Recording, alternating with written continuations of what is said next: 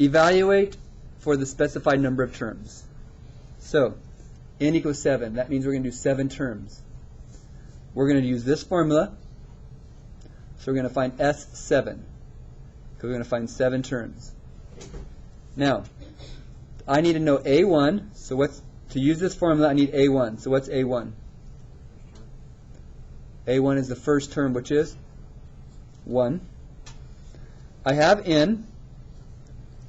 I have A1. How do you find R? Why don't you take the 3, divide by the 1? So do I have my 3 terms I need for the formula? Now, would it be good to verify this is actually my common ratio? It's always good to check. Meaning, is 1 times 3, 3? Is 3 times 3, 9? Say, okay, we're good. You always want to check your common ratio to make sure it's right. The question now is asking, you're going to sum n, and n here is 7, so you're going to sum the first 7 terms. And the formula says A1, so A1 is 1.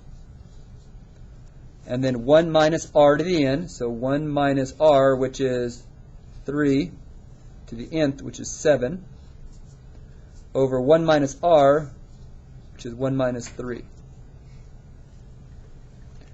Now this could get a little ugly without a calculator. So, for instance, don't you have to find 3 to the 7th?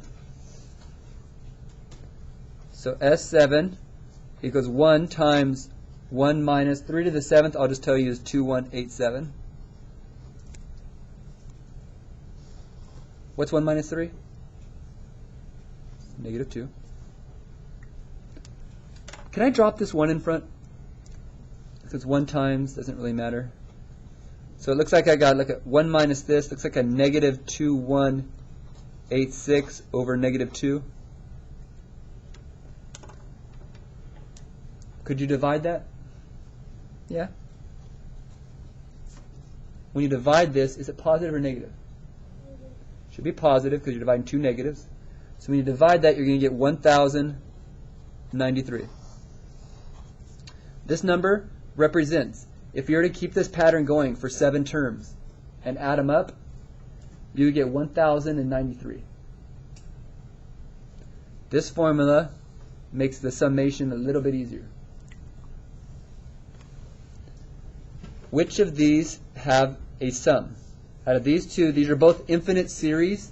The reason they're infinite is because they go on forever. They don't tell you how far to go. And it wants you to do it's just asking which has a sum. So if we think about this one right here.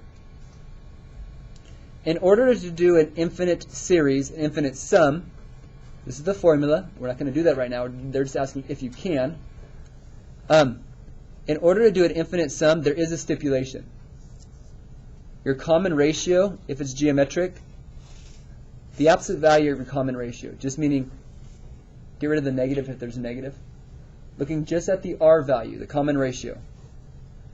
If that is less than 1, you can do an infinite series.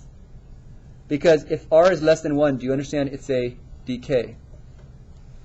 Do you understand that's a decay? Where if r is greater than 1, do you understand it's a growth? Exponential growth, exponential decay.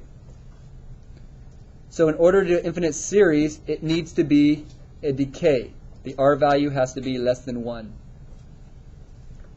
So, look at this. Is this growth or decay?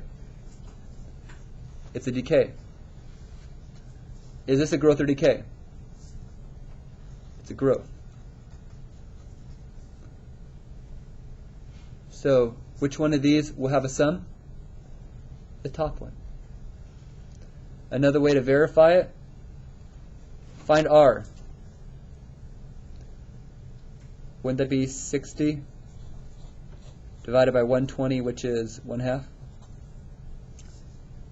Is that less than 1?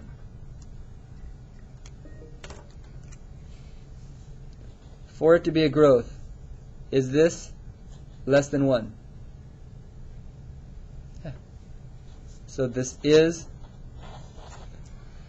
does have a sum because r is less than 1. For this one, When you find your r, you get 15 divided by 5, which is 3. Here, r is greater than 1, so this one is not a decay. Sorry, does not have a sum, because r is greater than 1. The common ratio is growing. Basically, it grows the values, thus you could not sum them up. But if the values were decaying when your ratio is less than 1, you could sum them up.